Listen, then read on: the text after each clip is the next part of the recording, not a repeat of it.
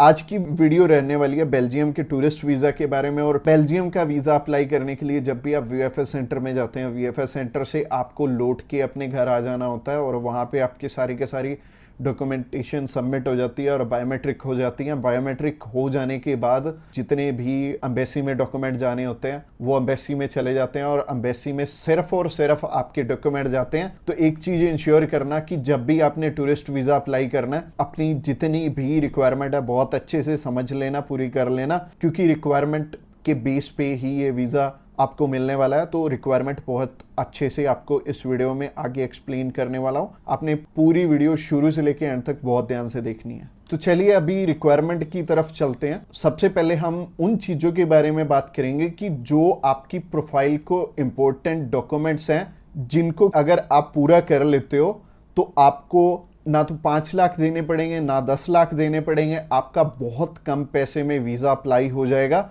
आप चाहे खुद करना चाहो खुद भी कर सकते हो। अगर आप किसी की हेल्प लेके करना चाहते हो तो आप उनकी हेल्प लेके भी कर पाओगे।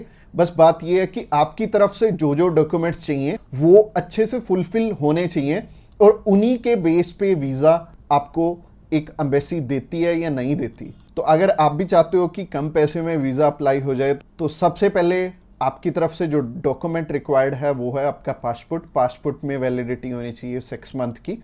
और इसके बाद आपको आईटीआर चाहिए होंगे पिछले 2 साल के और पिछले 3 मंथ की बैंक स्टेटमेंट चाहिए होगी। इसके अलावा आपको कुछ एक चीज़ें और रिक्वायर्ड होंगी जो कि आपके ऑक्यूपेशन से रिलेटेड होंगी। जैसे कि आप अगर बिजनेस करते हैं तो आपका कवर लेटर लेटर हेड पे आएगा और आपको अपने बिजनेस का प्रूफ देना पड़ेगा। अगर आपका करंट अकाउंट है तो आपको अपना करंट अकाउंट साथ में अटैच करना पड़ेगा। अगर आप बिजनेस नहीं जॉब करते हैं तो जॉब में क्या है कि अपनी एम्प्लॉयर की साइड से आपको एक एनओसी चाहिए होगी और इसके अलावा आपको अपने एम्प्लॉयर की तरफ से जो आपको सैलरी स्लिप्स मिलती हैं वो आपको चाहिए होंगी। यानी कि अगर आप जॉब कर रहे हो तो आपको 2 चीज़ों की रिक्वायरमेंट है। पहली है सैलरी स्लिप्स और दूसरी जो चीज़ है वो है एनओसी। और एनओसी में क्या चीज़ मेंशन करनी है, आप ये छुट्टियों के लिए यूरोप में घूमने के लिए इंटरेस्टेड हैं और यूरोप में आप जा रहे हैं और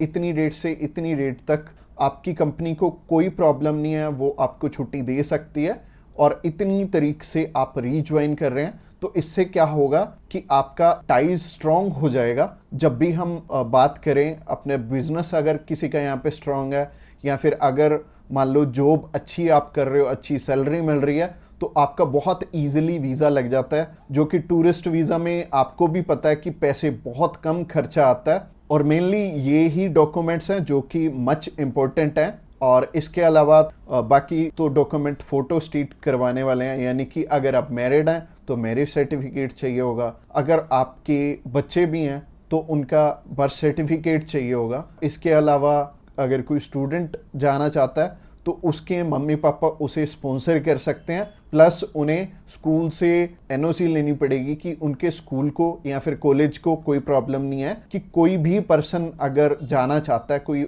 बच्चा 16 साल का या 18 साल का या 20 साल का, वो भी अपना टूरिस्ट वीज़ा अप्लाई कर सकता है। और जो ऊपर वाली चीज़ें हैं वो सारी स्पॉन्सरशिप में कवर हो जाएंगी। जो भी उन्हें स्पॉन्सर कर रहे हैं वो उन्हें अपने सारे के सारे डॉक्यूमेंट्स दे देंगे। यानी कि अगर जॉब कर रहे हैं तो जॉब के डॉक्यूमेंट्स हो जाएंगे और अगर बिजनेस कर रहे हैं तो बिजनेस के हो जाएंगे। और यह हमें उज्जवल नाम का एक पर्सन मिला था जो कि एक बारी रिफ्यूज था शेनेगन कंट्री से, तो उनका वीज़ा आ गया था। उनकी इवन एज भी 20-21 साल थी और 20-21 साल में बहुत कम चांसेस होते हैं वीज़ा के।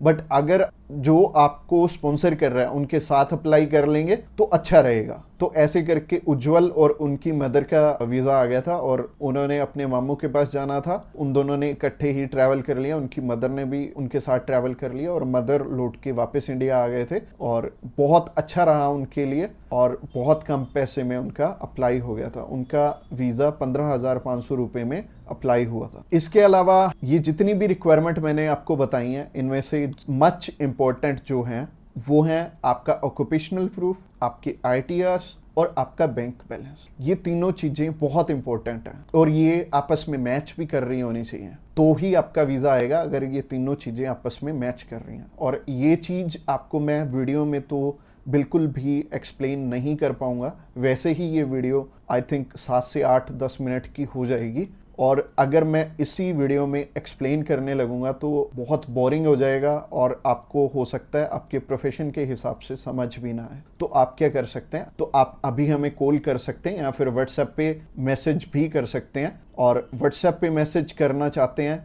तो आपको डिस्क्रिप्शन बॉक्स में एक लिंक मिल जाएगा, इसी पेज के थ्रू जा सकते हैं। आप हमें कॉल कर सकते हैं डायरेक्टली इस पेज से। इसके अलावा आप हमारे थ्रू अप्लाई करेंगे तो कुछ एक और रिक्वायर्ड डॉक्यूमेंट जो कि हम आपके पूरे करके देने वाले हैं, जैसे कि सबसे पहले आपको अपॉइंटमेंट करके देंगे, उसके बाद आपका air ticket, travel insurance, hotel booking की जाएगी, उसके बाद आपकी cover letter, visa application form और आइटनरी भी बनाई जाएगी। अगेन बोल रहा हूं कि आपके डॉक्यूमेंट मच नीडेड रहेंगे। इसके अलावा हमारी जो एक्सपर्ट टीम है वो आपकी बहुत अच्छे से हेल्प करने वाली है हर एक डॉक्यूमेंटेशन पूरा करने में। बस आपको क्या चाहिए, आपको अपनी तरफ से जो जो डॉक्यूमेंट्स हैं, जैसे कि मैंने बताया, अगर आपको समझ में नहीं आया इस वीडियो के थ्रू तो आप अभी हमें कॉल कर सकते हैं या फिर व्हाट्सएप पे मैसेज भी कर सकते हैं। और व्हाट्सएप पे मैसेज करना चाहते हैं तो आपको डिस्क्रिप्शन बॉक्स में एक लिंक मिल जाएगा, और ये जो पेज है, ये पेज को आप सारा चेकआउट करिए। अगर आप हमारे बिल्कुल लेटेस्ट जो सक्सेस स्टोरीज हैं वो देखना चाहते हैं तो आप हमारे इंस्टाग्राम चैनल पे भी इसी पेज के थ्रू जा सकते हैं। आप हमें कॉल कर सकते हैं डायरेक्टली इस पेज से, और इस पेज का लिंक आपको डिस्क्रिप्शन बॉक्स में मिलेगा। तो ये बहुत सिंपल रहेगा। जब भी आपने किसी भी शेनेगन कंट्री का अप्लाई करना तो आप इस पेज के थ्रू कर सकते हैं, और आपको बिल्कुल भी टेंशन लेने की ज़रूरत नहीं है। हमारी टीम्स ऑफ एक्सपर्ट्स हमेशा रेडी है आपकी हेल्प करने के लिए। और अपनी रिक्वायरमेंट अच्छे से पूरी कीजिए। रिक्वायरमेंट अगर पूरी नहीं होगी तो चांसेस है कि आपका वीज़ा रिफ्यूज़ हो जाए। और जैसे कि मैंने रिक्वायरमेंट बहुत अच्छे से समझाई है इस वीडियो में। इसके अलावा जो एंड स्क्रीन में आपको वीडियो दिख रही है वो प्रोसेसिंग के ऊपर है, और उस प्रोसेसिंग वाली वीडियो को भी आपने बहुत अच्छे से ध्यान से देखना है, क्योंकि उस वीडियो में मैंने आपको बता रखा है स्टेप बाय स्टेप आपके कितने पैसे लगने वाले हैं और कैसे कैसे आपने पैसे हमें देने हैं।